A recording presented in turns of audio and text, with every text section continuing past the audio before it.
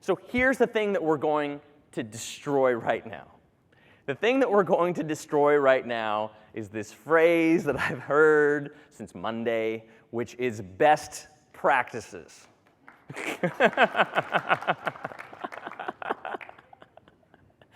Best practices.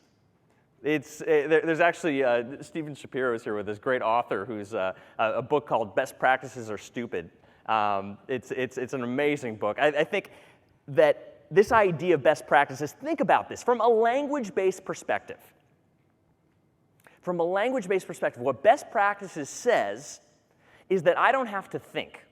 I just have to go find this, lift it up from this company, put it into mine, and boom, I'm done. I don't have to customize it, I don't have to change it, and that word best is awful. You know why? Because, this is the best. I don't even have to do anything to it. I don't have to touch it, I don't have to change it, I don't have to customize it. I've just got to lift it and put it in there. So it actually is doing damage to your thinking process by using the word best practice, because it shuts off your thinking that it could be better. Oh, I got the best practice, that's the best. I might as well not tinker with it anymore, right? So if we destroy this word, it creates an opening for something else. And that opening is going to be the most transformational force that you can ever use in a culture. And that transformational use is hacking, being a hacker.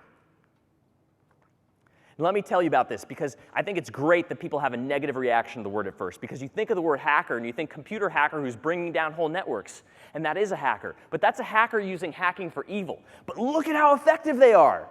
They can bring down whole countries. So we have a lot more to learn from a frickin' hacker than a consultant who comes in and starts talking about best practices, right?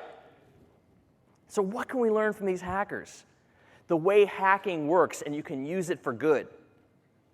So the way hacking works, this is how hacking works. Hacking is looking and seeing that everything is a system, that nothing is independent of each other, that you can't just say customer service is over here and it has nothing to do with marketing, that it has nothing to do with the CEO and all of them. And you can't even eliminate it and say, if we don't have CEO buy-in on this, then we can't do this. Actually, the CEO is just one part of a larger system. So a hacker can look at a system, but then the hacker doesn't need to know the entire system. So the hacker is not the PhD student who studies the whole thing. The hacker is not the MBA who needs to learn about every aspect of business. The hacker is the person who can see a system and notice the vulnerability in it. And see, wait a minute, there's a point here where if I do one little thing, like eliminate the need for jeans, or to not wear jeans, then I can have a huge impact over here.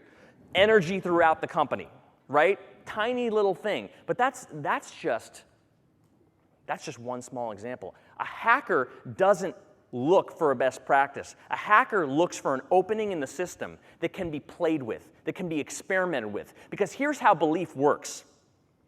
You believe something, and then it either works or it doesn't, right? And beliefs can often be wrong, mind you, right? Like American Idol.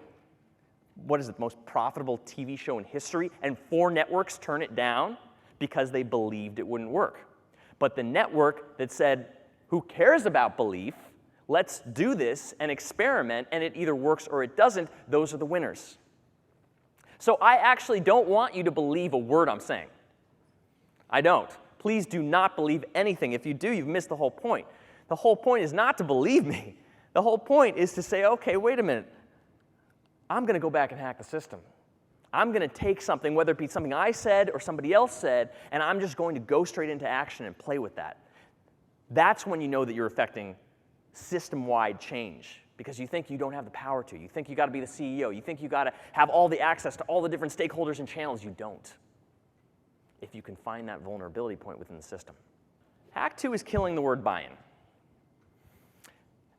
And the idea with this, again, if you force yourself to remove the word from your vocabulary, it's going to do something really interesting to you. Because the word buy-in itself, words program our minds. They completely program our minds. So when you think of buy-in, what do you think about? You think about sales. You think about selling. It inevitably comes down to manipulation. because you're trying to treat people like resources. Oh, I need this guy because he's my buy-in, he's my stakeholder for this, that. You're trying to play it like a chess game. But the thing is, what do we know about business? It's all relationships, right? And that's not just on the outside, that's on the inside too. So when you've got relationships that are going on the inside, that's what's driving the whole thing. You know it with the customer, that the customer wants to do business with people they like. It's just inevitably shown through research that there's that likability factor when it comes to influence. And if you force yourself to remove the word buy-in from your vocabulary, honestly, I don't know what it's going to fill in there, but I'll give you some clues of what to notice. That you suddenly have to relate more to people. You have to get to know people. You realize, wait a minute, this isn't going to be quick. These are relationships. They take time to build and moments to destroy. So it may be a slightly longer change, but you would get way more leverage out of hanging out with somebody like one of these stakeholders at a bar and getting drunk together, or going out and just doing anything that has nothing to do with work, than any kind of PowerPoint presentation that says all the data behind your decision that doesn't counter that executive's belief that says, oh, I know the data's right, but you know what? I still don't want to do this. And then you get frustrated, you quit, you leave. Whereas if you had just thrown the PowerPoint aside and invited that person out to drinks and just get to know them and who they are and who their kids are, that's your road in.